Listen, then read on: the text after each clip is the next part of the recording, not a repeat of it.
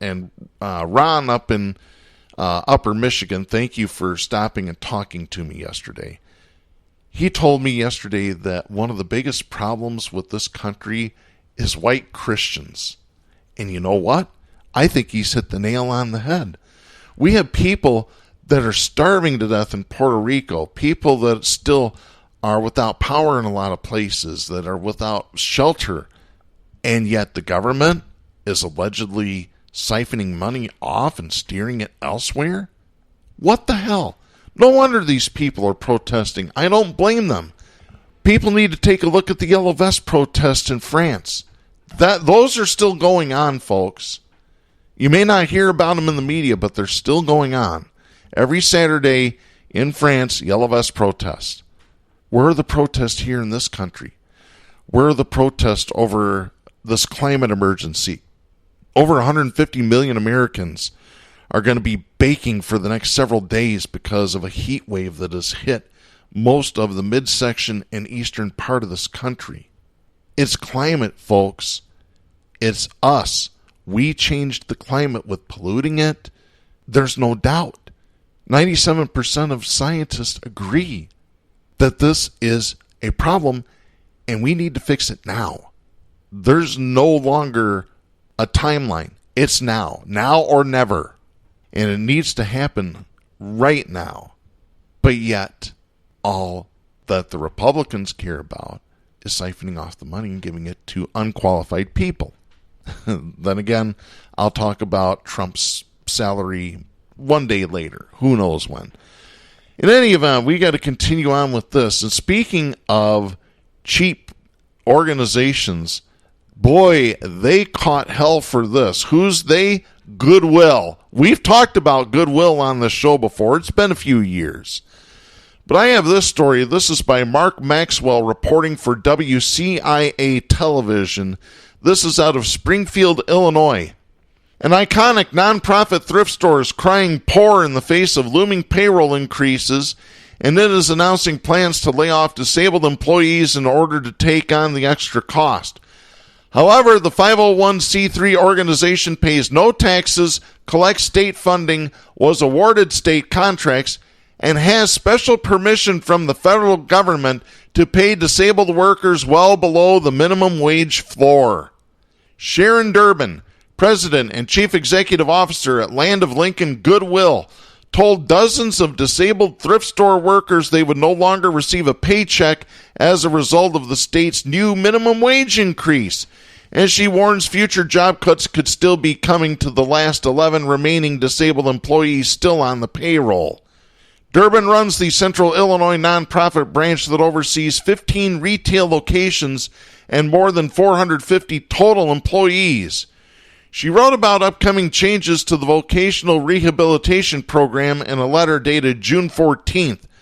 Her letter said the program, quote, is funded through the Illinois Department of Human Resources, but adds that the funding, quote, does not cover all of the significant costs of the program, end of quote. The abrupt shift not only comes as disappointing news to dozens of disabled workers in the area, including some who live in group homes without their parents, but it also threatens to weaken the core promise of Goodwill's mission statement. Inside one of Springfield's retail locations, a massive wall painting says, "Donate stuff, create jobs." The loudspeaker broadcasts a message that reminds shoppers, at Goodwill, every item you buy and every item you donate funds job training and so much more. Literature hanging in the lobby announces that we train and support over 1,000 people with developmental disabilities. The state legislature awarded a 3.5% funding increase in the current state budget to help fund the job trainers and skill coaches who work with the disabled employees. In previous years, lawmakers required the entire increase in state funding to go toward staff raises. This year, the nonprofit vendors were allowed discretion to use the increase however they see fit. But the thrift shop organization said it had not yet awarded pay raises to staff and that the extra funding was not enough to offset a higher payroll burden due to the pending minimum wage increase. Durbin's letter reads, quote, as of January 1st, 2020, a new minimum wage law takes effect which will increase our payroll costs significantly. Over the next 5 years, the added expense will exceed $2 million if we do not make changes. That means many of our clients will no longer be working to receive a paycheck, but will be involved in some type of learning-based initiative. End of quote. Wow, isn't that something? Lonnie Braun, whose 28-year-old autistic son Nick worked for Goodwill locations on Wabash Street, called the nonprofit's decision an atrocity. Quote, "My son has worked for Goodwill for 6 years. He started at $8.25. He left at $8.25. So he has never had a raise.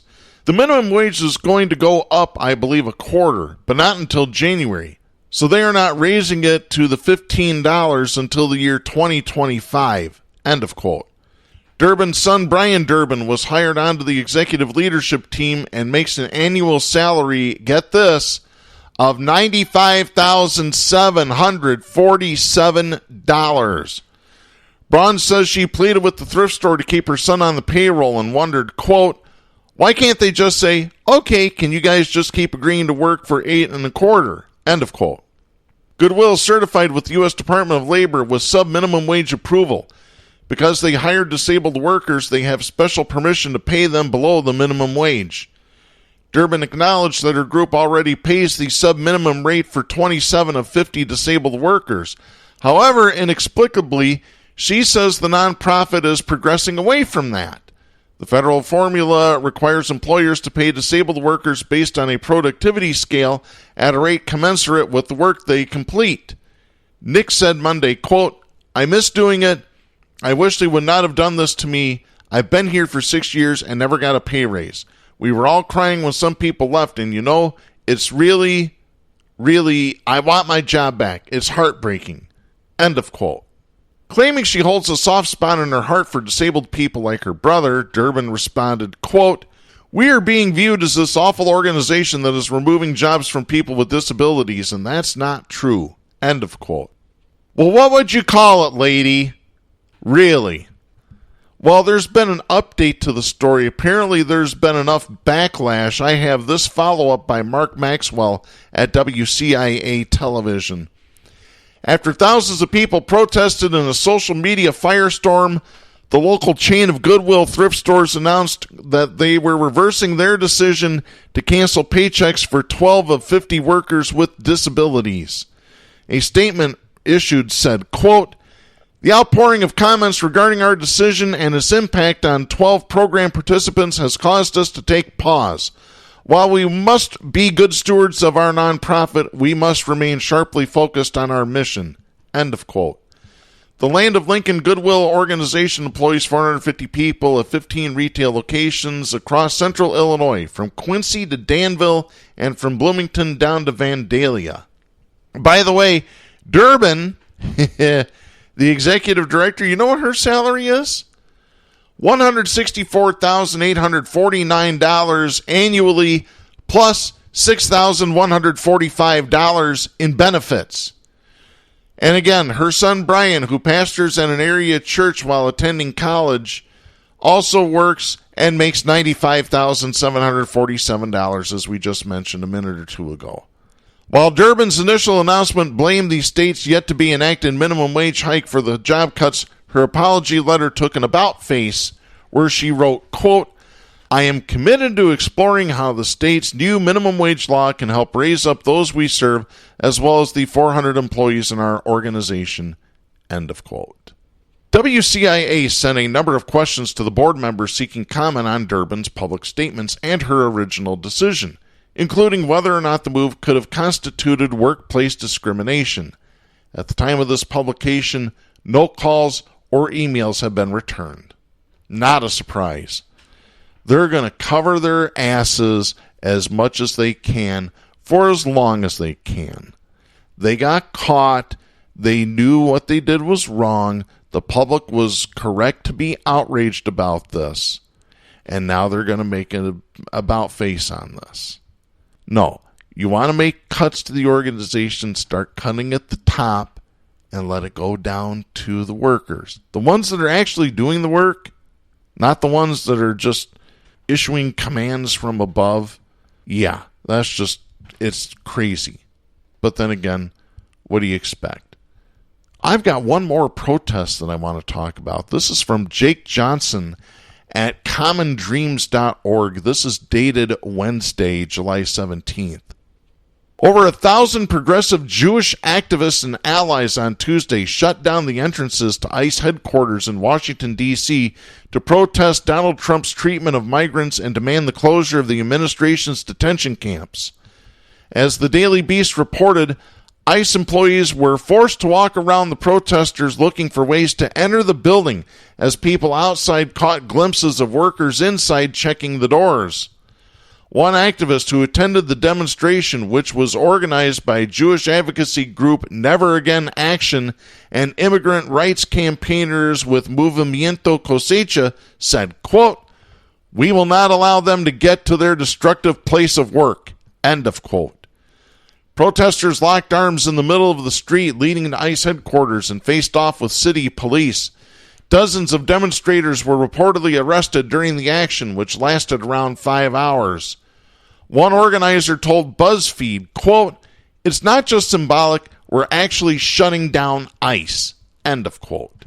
On an overpass, activists unfurled a banner that addressed House Speaker Nancy Pelosi, Democrat of California, who was under fire from progressives for approving Republican legislation that handed ICE and other immigration agencies $4.6 billion with no safeguards for migrant children who are enduring horrific conditions inside Trump's detention centers. Let's just call them concentration camps, because that's what they are, folks. Here's what the banner read. Pelosi, never again is now. Hashtag dignity, not detention. That's just crazy. This is fantastic. I love this. This is awesome. Never Again Action wrote this on their official Twitter page. Quote, "Every undocumented Movimiento Cosecha organizer who shut down ICE headquarters today did 100 times more to shut down ICE and close the camps than Speaker Pelosi has done in the past 2 years. It's time to organize because the Dems won't fix this unless we make them." End of quote. They're right. I can't argue with that.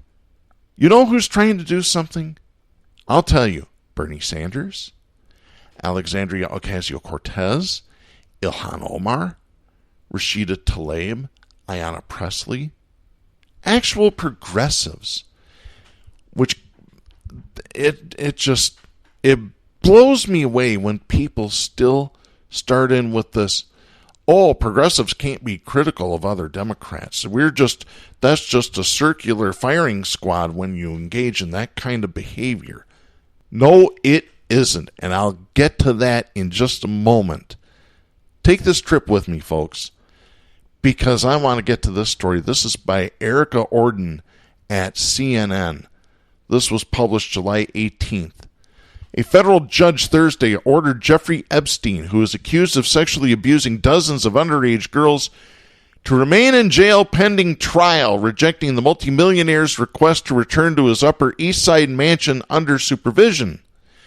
In a court hearing, U.S. District Judge Richard Berman described Epstein's proposed bail package, which would have allowed him to return home accompanied by armed guards and a live-in court-appointed trustee, as irretrievably inadequate. The judge added that Epstein was both a danger to the community and a flight risk.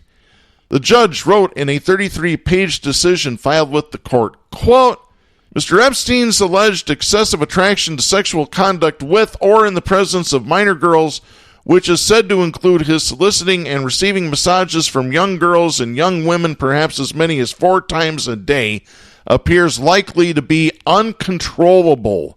End of quote.